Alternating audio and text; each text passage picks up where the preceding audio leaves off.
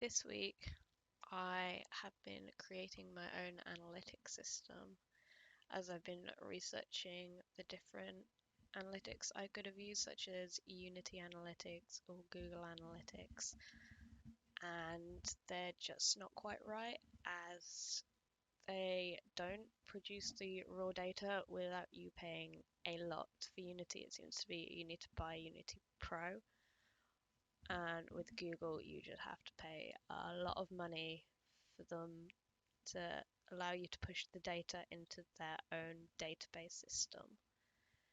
So I've decided to create my own, which will create a CSV file, which then can be used as an Excel file.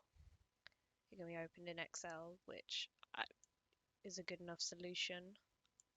I just then need to push this Excel file up onto Google Drive, and the client will be able to access it, and they'll have all the stats there.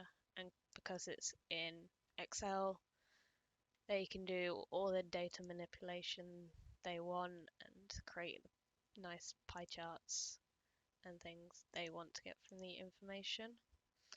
Next week, I just need to push the actual data into this file as I've set up the header file, the headers